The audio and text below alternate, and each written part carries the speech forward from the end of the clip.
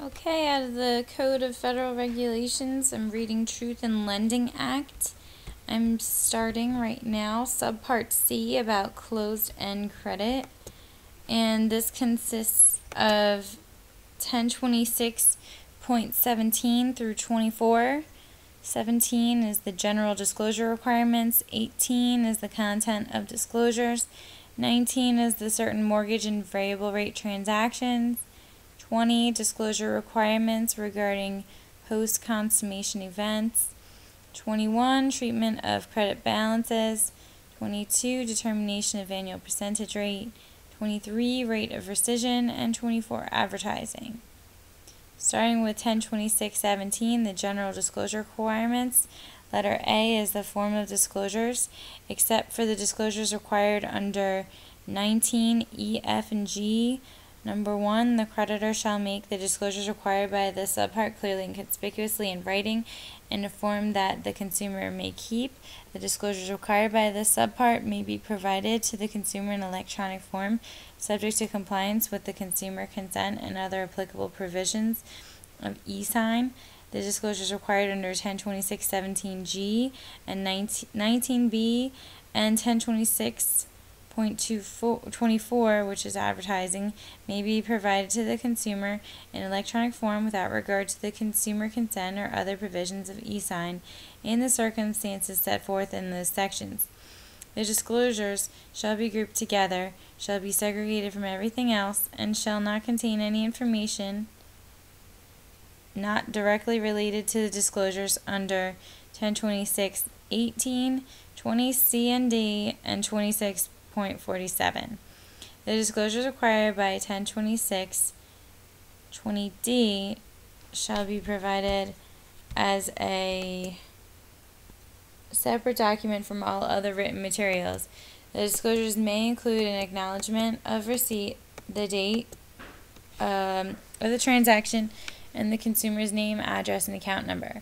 The following disclosures may be made together with or separately from other required disclosures: the creditor's identity under 1026.18a, the variable rate example under 1026.18 F1 Roman numeral 4, insurance or debt cancellation under 1026.18N, and certain security interest charges under 1026.18O.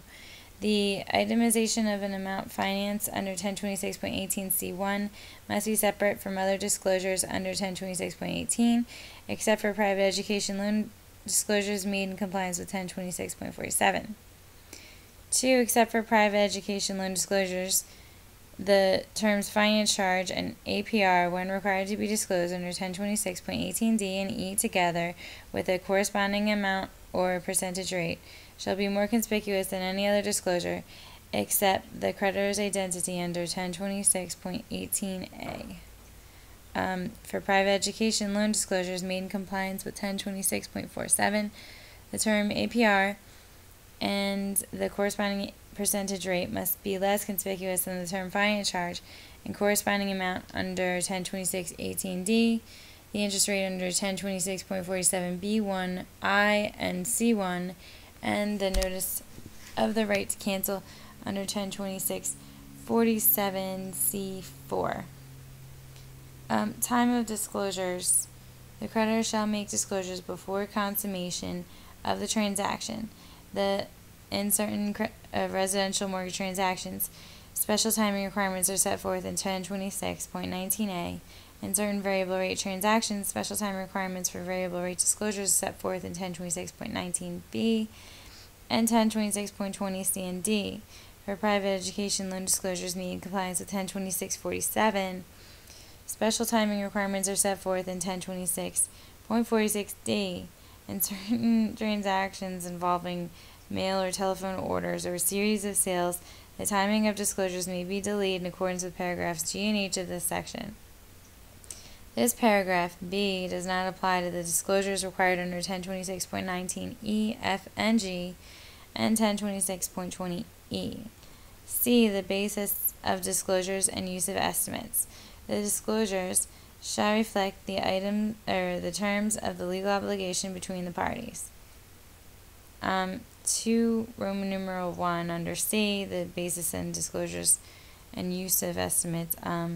If any information necessary for an accurate disclosure is unknown to the creditor shall make the disclosure based on the best information reasonably available at the time the disclosure is provided to the consumer, and shall state clearly that the disclosure is an estimate. Roman numeral 2, for a transaction in which a portion of the interest is determined on a per diem basis and collected at consummation, any disclosure affected by the per diem interest shall be considered accurate if the disclosure is based on the information known to the creditor at the time that the disclosure documents are prepared for consummation of the transaction. 3. The creditor may disregard the effects of the following in calculations and disclosures. Roman numeral 1, the payment must be collected in whole cents. Roman numeral 2, the dates of scheduled payments and advances may be changed because the scheduled date is not a business day. Roman numeral 3, that months have different numbers of days. And Roman numeral 4, the occurrence of leap year. 4. In making calculations and disclosures, the creditor may disregard any irregularity in the first period that falls within the limits described below, and any payment schedule irregularity that results from the irregular first period.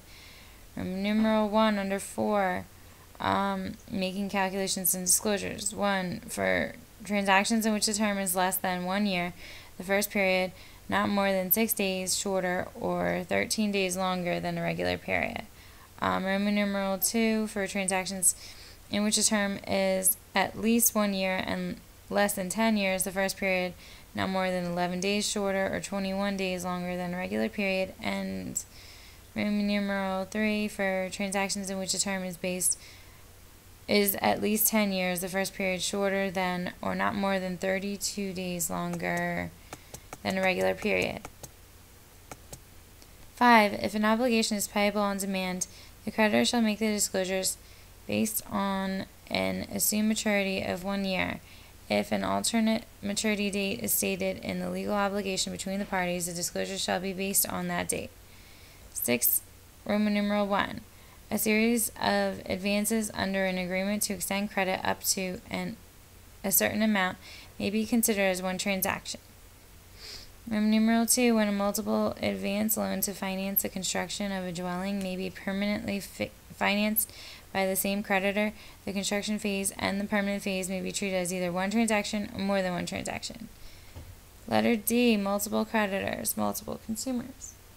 If a transaction involves more than one creditor, only one set of disclosures shall be given, and the creditors shall agree among themselves which creditor must comply with the requirements that this part imposes on any or all of them. If there is more than one consumer, the disclosures may be made to any consumer who is primarily liable on the obligation.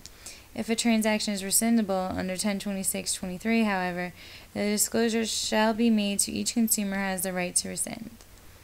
Letter E. Effect of subsequent events. If a disclosure becomes inaccurate because an event that occurs after the creditor delivers the required disclosures, the inaccuracy is not a violation of this part, although new disclosures may be required under paragraph F of this section.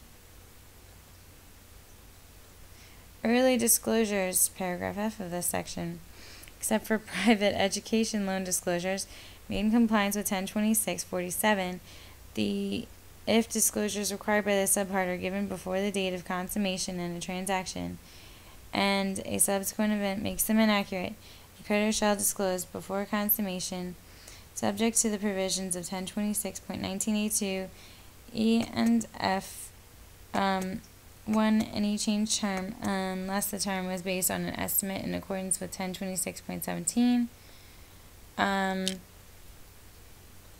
C2, and was labeled an estimate.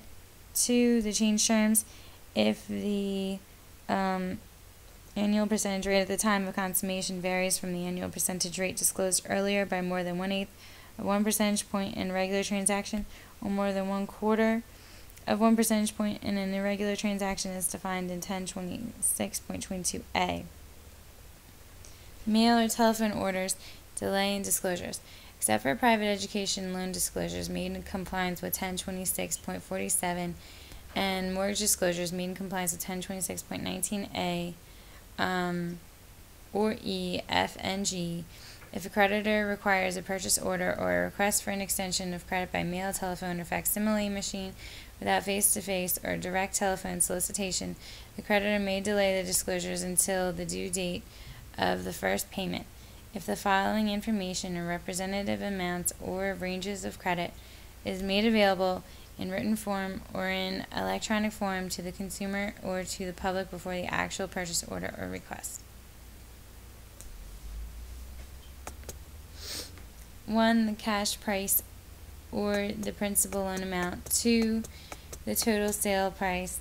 3. The finance charge. 4. The annual percentage rate, and if the rate may increase after consummation, the following disclosures.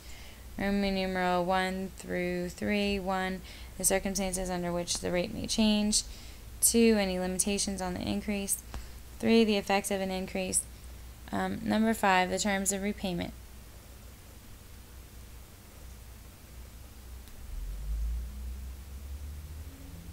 Shall be disclosed before the actual purchase order or request.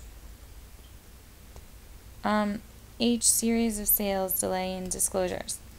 Except for mortgage disclosures made in compliance with 1026.19a or E, F, and G, if a credit sale is one of a series made under an agreement providing that subsequent sales may be added to an outstanding balance, the creditor may delay the required disclosures until the due date of the first payment for the current sale if the following 2 conditions are met.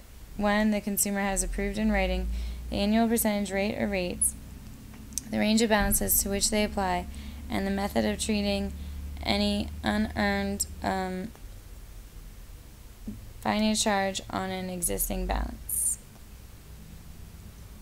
2. The creditor retains no security interest in any property after the creditor has received payments equal to the cash price and any finance charge attributable to the sale of that property.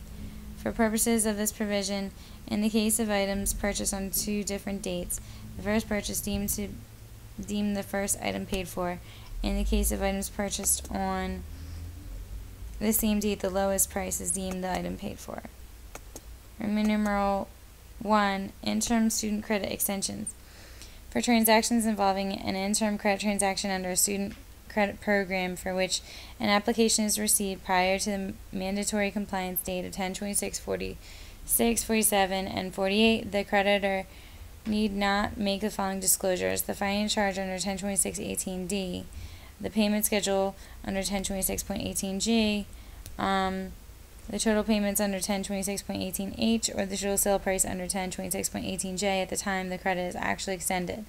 The creditor must make complete disclosures at the time the creditor and consumer agree upon the repayment schedule for the total obligation. At that time, a new set of disclosures may be made of all applicable items under 1026.18.